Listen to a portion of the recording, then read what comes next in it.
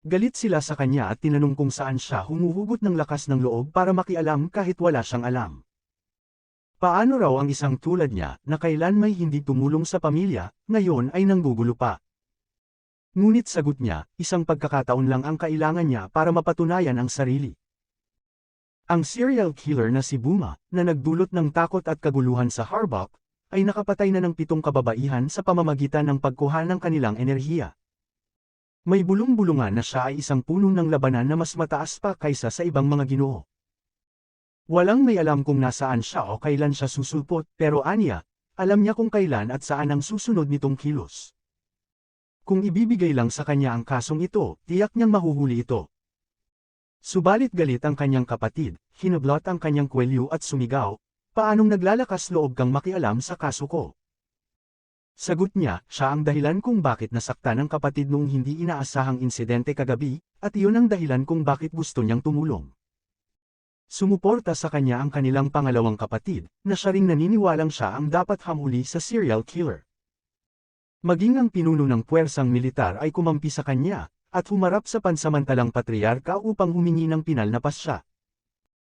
Nag-isip ang patriarka, alam niyang sinusuportahan siya ng pangalawang anak, pero hindi niya inakalang pati ang lider ng militar ay panig rin sa kanya. Iniisip niyang magulo ang pamilya sa biglaang pagbabago ng bida. Ngunit gaya ng kasabihan, ang anak ng tigre ay isa ring tigre. Maging ang pinakamatandang kapatid ay nagsabing dapat lamang siyang bigyan ng pagkakataon, dahil natural lang na ang isang tunay na anak ng pamilya ay sumali sa paligsahan para sa pamumuno. Alam ng bida na may binabalak ang kuya niya para siya itanggalin sa kompetisyon. Biglang nagtanong ang ikatlong kapatid, bakit ninyo siya sinusuportahan? Kailan ba siya naging interesado sa mga gawain ng pamilya o sa sining ng pakikidigma? Ngunit matatag ang sagot ng bida, huwag kang mag-alala. Ako mismo ang paparusahan sa serial killer na nagpapahirap sa iyong kumilos.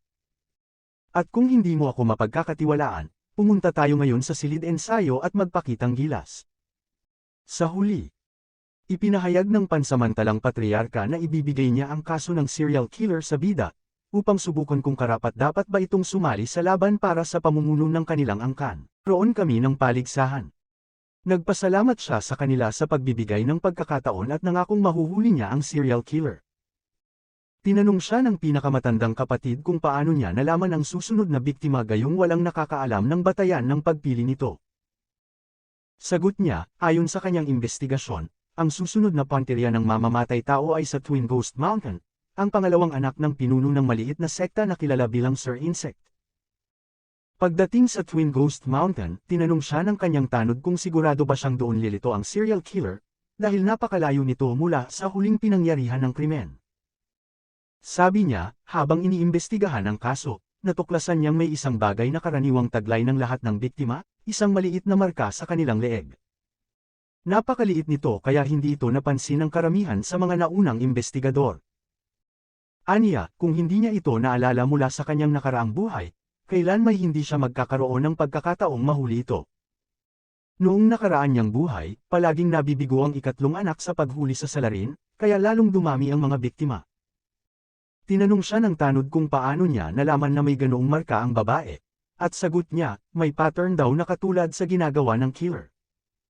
Minsan, ang mga bulong-bulungan sa lansangan ang nagsasabi ng nakatagong katotohanan. Sabi ng tanod, baka maging bastos pakinggan pero hindi na raw niya kilala ang kanyang batang amo nitong mga araw. Pati ang mga salita at kilos nito ay tila banyaga na. Marami raw siyang gustong itanong, lalo na kung anong klaseng pagsasanay ang ginawa nito sa napakaikling panahon. Sagot ng batang amo, hindi niya alam kung anong uri ng kapalaran ang taglay niya, ngunit natutunan niya ang mga teknik mula kay J.I. Hire. Nagulat ang tanod sa sagot, pero biglang may kakaibang tunog silang narinig. Agad silang nagmasid sa paligid, pero wala silang nakita. Kaya sinabi ng batang amo na itigil na ang usapan, mahaba pa ang biyahe nila. Pagkaalis nila, lumitaw ang isang babae mula sa lilam at nag-isip kung nakita ba siya ng dalawa. Sa isang hiwalay na gusali ni Sir Insect, may isang dalaga na nakaupo sa hardin, masaya habang pinagmamasdan ng mga bulaklak at paro-paro. Samantala, si Buma ay nakaupo sa sanga ng puno, tahimik na pinagmamasdan ang babae. Napagtanto niyang ito nga ang pangalawang anak ng pinuno ng Sir Insect Sect.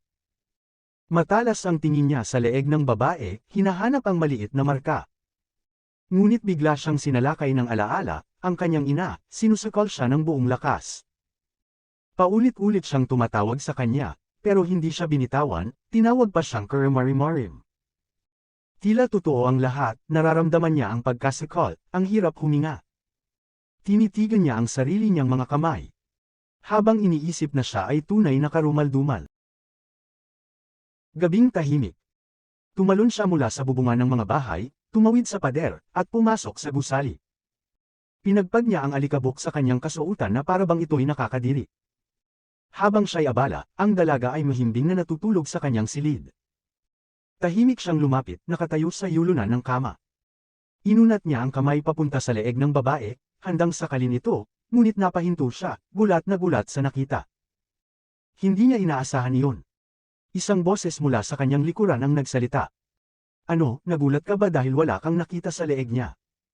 Nagulat siya at biglang umikot. Sino ka? Tanong niya. Sumagot ang lalaking nakatayo roon, kalmado. Hindi mo na kailangang malaman. Pero sabihin mo nga, hindi ba't ikaw ang estudyante niyon? Napamaang siya. Habang unti-unti siyang lumalapit, nakita niya ang pagkagulat sa mukha ng lalaki. Mukhang tama ako, at karapat-dapat na humingi ng pahintulot sa pinuno. Naisip ng lalaking iyon na baka isa itong asasin na ipinadala ng kanyang guro.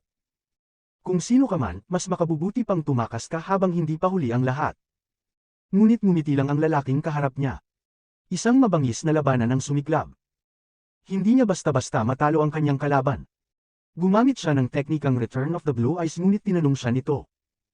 Gaano na karaming kabutihan ang naipon mo? Hinugot niya ang kanyang espada. Wala kang laban sa akin, sigaw ng serial killer, hindi tatalab sa akin ang martial arts mo. Ngunit unti-unti niyang napagtanto. Hindi siya isang ordinaryong martial artist, ang chi niya'y pula, banayad pero mapanganib. Tinanong niya ito. Hindi ka ba asasin na ipinadala ng aking guro? Lumapit ang lalaki. Ako ay mula sa pamilya Harbak Pang. Nagngit-ngit siya. Paanong naglakas loob kang manggulo sa aming lupain? Habang nasa itaas ng pader, pinanood sila ng dalaga. Sumagot ang isa.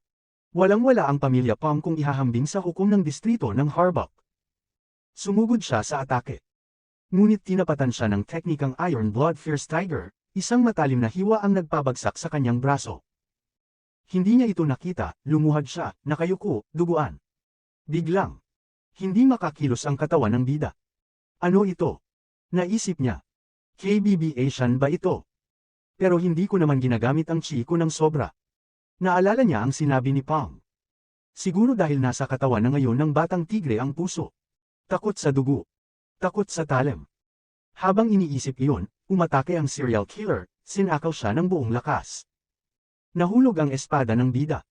Sinubukang abutin, ngunit hinatak ang kamay, sinuntok sa mukha. Tama na. Malakas ang suntok sa dibdib, bumulwak ang dugo sa bibig ng kalaban. Tinulak niya ito. Lumuhad ang lalaki. Patakbo ang kanyang tanod ngunit pinigilan niya. Huwag kang lalapit. Hanggang sa wakas. Gulat na gulat ang lahat. Dinampot niya ang espada. Tatapusin ko ito. Sa isipan ng bida. Kahit katawan man ito ni Musyan, kahit takot pa sa dugot talam si Millie, si Haihyuk ay bihasa sa mga ito. Siya ang mananalo. Ginamit niya ang teknikang Mountain King's Rule, isang mabilis na hiwa, naputol ang isa pang braso ng kalaban. Muling pumasok ang alaala sa isipan ng killer, bilang bata, tinawag siyang, Kadiri, ng sariling ina at sinakaw ito. Hindi kita kailanman ginasto. Umiiyak siyang napaluhod, inuulit-ulit. Kadiri ako, Kadiri ako. Bumagsak siya sa lupa. Dumating ang tanod, tinanong kung ayos lang siya. Tumanggo siya, tumingin sa sugatang serial killer. Buhay pa siya, ginamitan ko ng martial arts para mapigil ang pagdurugo. Isang saksi ang nagsalita. May galit siya, bakit ganun na lang ang pagkahumaling niya sa leeg? Sinagot siya ng kanyang guro. Huwag mong uulitin ang tanong na yan. Naisip niya. Kailangan kong masanay sa gilid ng talim. Ang lakas ng kanyang guro, hindi mapagkakaila. Isa siyang tunay na dalubhasa. Ngunit ang takot niya sa dugot labanan ay hindi madaling mawala. Gayunpaman, nagpapasalamat siya, hindi siya pinigilan ng takot. Maaaring maging pinuno ng pamilya. Sa loob lamang ng ilang araw, ang balita tungkol sa kanya ay kumalat. At ang bida ay nagsabing, siya nga.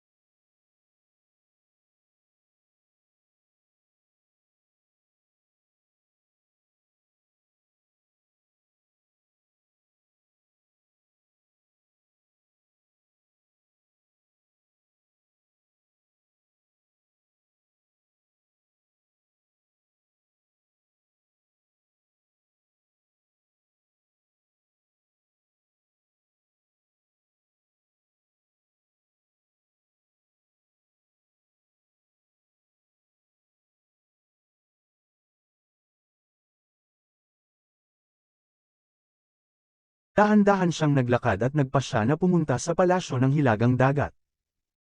Inisip niya na dahil dito, hindi na niya kailangang mag-alala tungkol sa pera. Lumabas siya sa kuwebo at nagulat nang makitang may sumusunod sa kanya, hindi niya inaasahang may magtatangkang sumunod. Tinawag niya ang sumusunod at sinabing magpakita ito. Lumabas ang babae, at sinabi niya na kahit hindi siya sigurado, kitang-kita sa mga mata nito na si Gowol ito. Tinanong niya kung hindi ba dapat nasa bahay pa ito ngayon. Sinabi ni Gowol na alam niyang kilala siya ng lalaki, at tumugon ito, alam kong sinusundan mo kami mula nang umalis kami sa bahay. Malamang, isa kang asasin na ipinadala ng nakatatanda kong kapatid. Inalis ni Gowol ang takip sa kanyang mukha at sinabing nagkakamali siya. Tinanong niya kung bakit hindi man lang siya nagulat na makita siya. Sagot ng lalaki, matagal ka nang nakuha ng atensyon ko, ang mahinang tunog ng iyong hakbang at paghinga ay hindi tulad ng karaniwang tao. Ibig sabihin, may tinatago kang kasanayan, at pagkatao. Nagulat si Gowol na alam niya ito. Sinabi niyang dahil mas marami tayong oras na magkasama kaysa magkahiwalay. Lagi kang nasa tabi ko. Tumango si Gowol at inamin, tama ka. Isa akong asasin mula sa sekta ng makalangit na asasin. Nagulat ang lalaki, ang sekta ng makalangit na asasin ay pinamumunuan ni Salway, isa sa 10 pinakadakilang guro ng Muriel. Ipinagmalaki ni Gowol na ang kanilang sekta ang pinakamalakas sa 3 pinakabihasang sekta ng Nero, at isa siya sa mga pangunahing asasin. Habang hawak ang kanyang patalim, sinabi niyang kung nanaisin niya, mahihirapan itong makaligtas sa kamatayan. Tinanggap ni Gowol ang kanyang misyon at sinabing tutuparin niya ang kanyang pangako sa yumaong ina ng binata, laban para sa pamumuno ng pamilya, kahit kapalit ang sariling buhay. Napuno ng galit ang lalaki at nagpasalamat siya at inisip na nakakuha siya ng isang hindi inaasahang kasama. Tumanggi siyang sumuko. Umalis si Gowol mula sa sekta ng Sirena, dala ang salarigawa, at umatake siya. Samantala, sinundan niya ang landas sa kanyang alaala ang sandaling kasama niya ang ina ng kanyang nakatatandang kapatid ng kamatayan. Kumalat ang balita na nahuli na ang salarin ng anak niyang sinukaya sa kanilang tahanan. Sinalubong siya ng taos-pusong pagtangga ang patalim sa leeg ng lalaki. Sa wakas, iniulat niya sa patriarka na natupad na ang kanyang pangako, nahuli na ang salarin hindi alam ng iba. Dahil pero alam mong hindi kwalipikado siyang lumahok sa tunggalian para sa pamumuno ng pamilya. Ibinagsak ang kanyang patalim siya ng pansamantalang patriarka na sumali sa kompetisyon ng ganitong mapanganib na landas. Ang kanyang nakatatandang kapatid sa desisyong iyon niya ito kayang pigilan. Sa tirahan ng kanyang nakatatandang kapatid at labis ang tawad sa pag-aalala. Ngunit iginiit ang lalaking nakatayo sa kanyang likuran ay nagsabi na hindi niya inasahang pagbubuhusan ng pansin ng ibang mga lalaki ay ang bunsong anak ng pinuno ng sekta ng makalangit na asasin. Sinabi ng kapatid na maliit lang ang pansin niya rito. Labis ang kanyang gulat nang malamang ang lolo niya pala ay si Salway. Simula ngayon, ang pamilya Pang ay magbabantay sa pamilyang Harbach ay kabilang sa mga kilalang matuwid na pangkat, may balita na mula sa asasin na hindi niya nasabi ang totoo. Sinabi ng lalaki na ang mga lolo nila ay sabik na sabik sa magiging pagpapakita ng galing ng kanyang daan-daang laso na Pildores at mga wrench along na ang pamilya Pang ay dapat na mapunta kay Jinju.